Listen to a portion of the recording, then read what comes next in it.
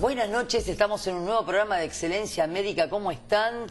Hoy vamos a tocar un tema que a todo el mundo le importa, le interesa y necesita. Hoy vamos a hablar de POC y de tabaquismo. Y para eso tenemos al doctor Daniel Anthony. ¿Cómo estás? Un honor tenerte con nosotros. Gracias. El doctor es el jefe del Departamento de Medicina de la Corporación Médica de General San Martín, a donde tiene una larga trayectoria, además del Hospital de Clínicas. ¿Cómo estás? ¿Bien? Bien, bien, muy bien. Es un tema que ha tomado mucho incentivo en los pacientes, no incentivo, sino que tomó mucha preocupación desde donde tuvimos el famoso caso de Sandro, Sí. donde los veían con oxígeno, veían que había sido un fumador muy importante y que entonces empezaron a conocer la patología que se llama EPOC.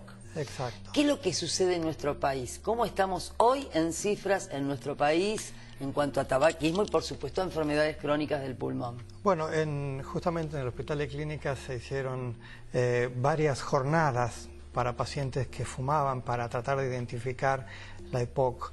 Y esto de EPOC, que significa enfermedad pulmonar obstructiva crónica.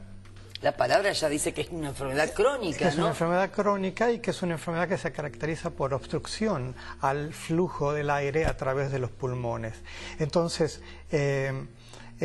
lo que pudimos ver en esos estudios es que había muchísimos pacientes que no sabían que tenían EPOC. Porque el paciente que empieza a desarrollar la enfermedad probablemente primero empieza a pensar que, uy, es el cigarrillo, o estoy un poco gordito, o hace mucho que no hago deportes.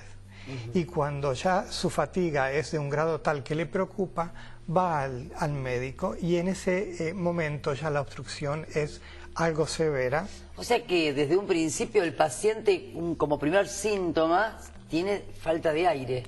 Ese es el síntoma más importante de las enfermedades pulmonares relacionadas al tabaco, la falta de aire. Pero hay que decir que la espirometría en estos pacientes, que es el estudio que detecta la obstrucción del paso del aire, puede deteriorarse sin que el paciente tenga falta de aire. Porque tenemos contar que es una espirometría? Sí, una espirometría es un estudio sencillísimo. No le pegamos, no lo pinchamos, no hacemos nada. Nada, absolutamente nada. Lo único que tiene que hacer el paciente es tomar aire y soplar muy fuerte a través de una boquilla hasta que se desinflan todos sus pulmones, hasta que se queda sin aire. Eso se hace 2, 3 veces para ver que sean reproducibles las maniobras. Ajá. Y el paciente cumple con eso la espirometría. Puede ser necesario aplicarle un broncodilatador inhalado, esperar 10 minutos y luego volver a repetirlo en caso de que tenga obstrucción. ¿Qué me marca a mí? Es un estudio sencillísimo. Lo que marca es la cantidad de aire que sale por mis bronquios en la unidad de tiempo, es decir, cuántos litros por segundo pasan por este bronquio. Si pasa menos de lo que necesita, eso quiere decir que tengo una obstrucción. Exacto. ¿Qué es lo que medimos normalmente? Medimos el flujo y el 80%, o digamos que entre el 70 y el 80% de todo nuestro aire dentro del pulmón sale en el primer segundo. Ajá. Y esto marca si yo tengo o no tengo un EPOC o una enfermedad pulmonar en inicio. Si yo elimino menos del 70% de toda esa cantidad de aire en el primer segundo, eso significa que tengo obstrucción. Hay una dificultad a la salida del aire y eso es lo que me hace el diagnóstico de EPOC. ¿Esto es la causa más frecuente?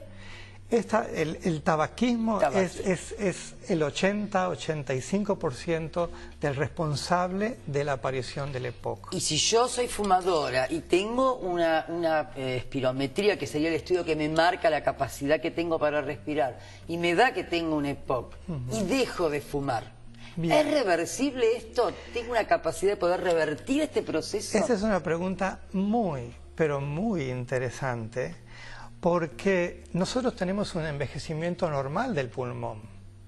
Un hombre de 1,70 a los 25 años puede tener una capacidad vital de 5,5 litros y a los 80 años tiene 3,5 litros, pero sigue siendo normal para la edad y su estatura, ¿no es cierto? Pero ese envejecimiento se ve acelerado por el tabaco. Se ve acelerado hasta un momento donde uno empieza a tener síntomas. Y lo bueno de dejar de fumar es que esa aceleración se desacelera, por así decirlo. Paramos un poquito. Exacto, paramos un poco y volvemos a envejecer el pulmón en forma normal y no en forma acelerada. Entonces, por eso insistimos tanto en el cese del tabaquismo, en que no fumemos más, porque de esa manera enlentecemos el envejecimiento y hacemos que el paciente tenga muchos más años libre de síntomas. Pero si yo, por ejemplo, además hay todos los pacientes o todas las personas siempre saben que fumar va de la mano de cáncer de pulmón, ¿no es cierto? Eso es. Si dejamos de fumar, ¿estamos igual cerca de tener esa patología, Sí. de tener la posibilidad de tener un cáncer de pulmón, o tenemos una disminución? El cáncer de pulmón es otra de las patologías relacionadas al tabaco. De hecho, hay muchos pacientes que tienen una espirometría normal, pero tienen cáncer de pulmón. Es decir, También muy pocos no fuman y pueden llegar a tenerlo, o sea, no es exclusivo. Pero el punto con el cáncer de pulmón y el cese del tabaquismo es que cuando una persona deja de fumar, deben pasar por lo menos 15 años para que vuelva a tener el mismo factor de riesgo de una persona que nunca fumó. ¿Y los que no fuman pero viven con fumadores? Bueno, eso existen. es exacto. Y eso es otra cosa muy importante, porque esos pacientes inhalan lo que llamamos el humo de segunda mano. Ajá. Y en el mundo mueren aproximadamente 600.000 personas al año por inhalar humo de segunda mano, es decir, que viven con fumadores, o lo más importante, que trabajan en un medio con fumadores. O sea, fumadores pasivos sería. Exacto, es lo que llamamos el fumador pasivo, el que inhala el humo de segunda mano de otro que lo está produciendo y exhalando al aire. O sea, que ahí estamos haciéndole daño a las personas que conviven. Estamos haciendo lo mismo pasaría con las embarazadas, con los niños. Absolutamente. Sabemos que está prohibido fumar. Está prohibido fumar, pero fundamentalmente las embarazadas... Fumar seguramente no le hace bien a nadie, claro. Y a las embarazadas en especial también. Muy en especial. Ahora, si tenemos a las personas que fuman, ¿cuándo indicamos, cuándo le decimos que debe hacerse estudio? En este caso, si falta el aire y se hace la espirometría. Bien. ¿Todas las personas deben hacerlo? Eso es muy importante. Y creo que es un mensaje central de esta charla. Va el mensaje, no se escuchan, por favor. Porque muchos colegas, por ahí, a veces en el estudiar factores de riesgo, están interesados en el colesterol, en los triglicéridos, y a veces pasamos por alto estas cosas de preguntar sobre el tabaquismo. Pero ya que hay mucha gente que está escuchando, sería muy bueno que alguien que tiene 40 años o más y que ha fumado durante 10 años o más, le pida a su doctor que le solicite una espirometría. Bien, suponiendo que haga esta espirometría y que le dé normal. Si es normal. ¿Existe la posibilidad? Sí, por supuesto. Hay mucha gente que fuma y tiene una espirometría normal.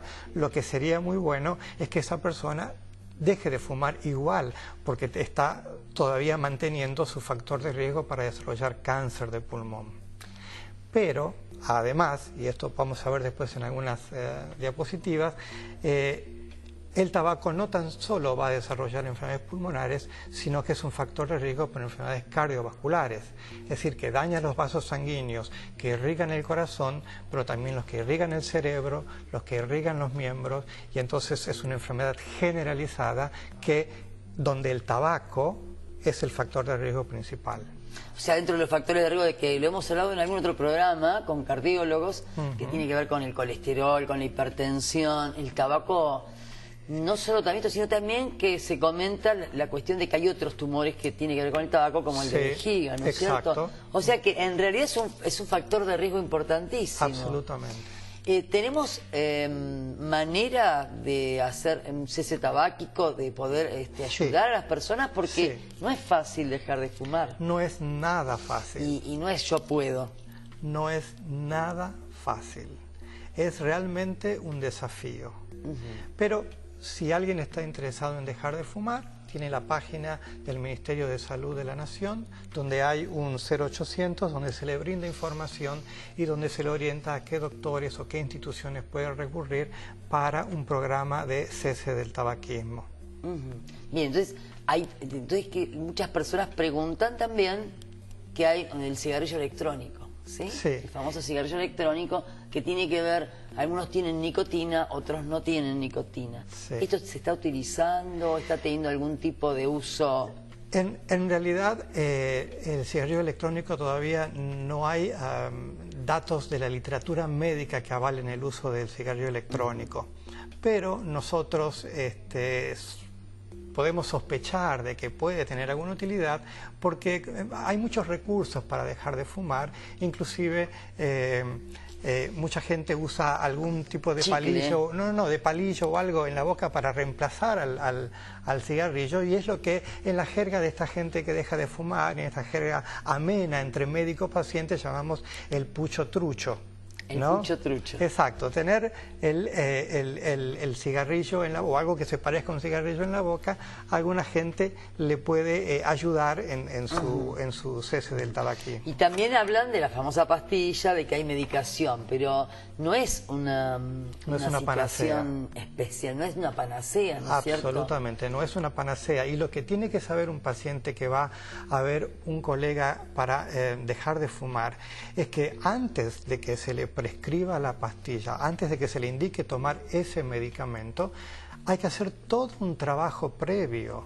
Y estudios previos. Estudios, y además un trabajo previo de cambio de hábitos, de las ceremonias que hace cada paciente. Café con el pucho. Antes de comer. Exacto. Y cómo cortar esa ceremonia para que eso no termine en querer encender un cigarrillo. Bien, vamos a un pequeño corte, así volvemos con las diapos que tenemos para ver cuál es la cantidad de gente que fuma en nuestro país, si hay mujeres, si hay varones, qué es lo que está sucediendo con el tabaco en Argentina y la ley que hace poco está ya reglamentada para que no se fume en los lugares públicos. Vamos a un corte y volvemos enseguida.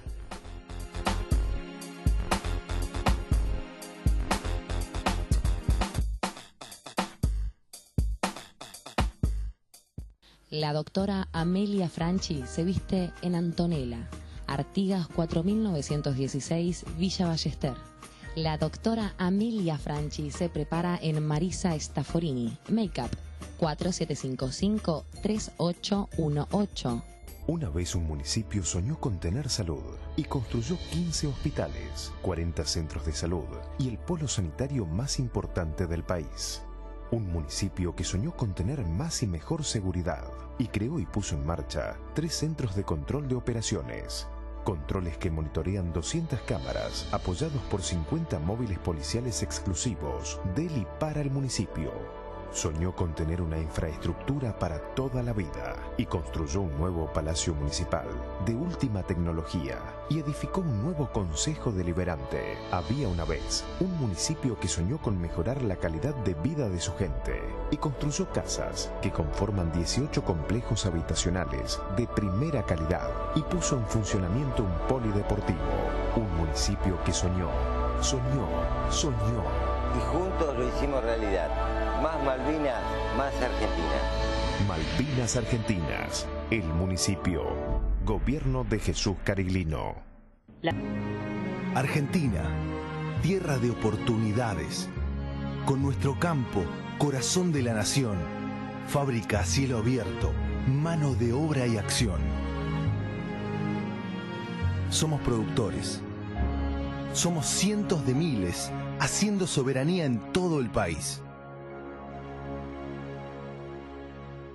Soho Hotel, ubicado en el exclusivo y ecléctico barrio de Palermo Soho, se destaca por su diseño único, una mezcla perfecta de arte y modernidad, con amplias y luminosas habitaciones y un servicio personalizado. En Soho Hotel, su estadía será inolvidable. INX3, software para la industria, www.inx3.com.ar.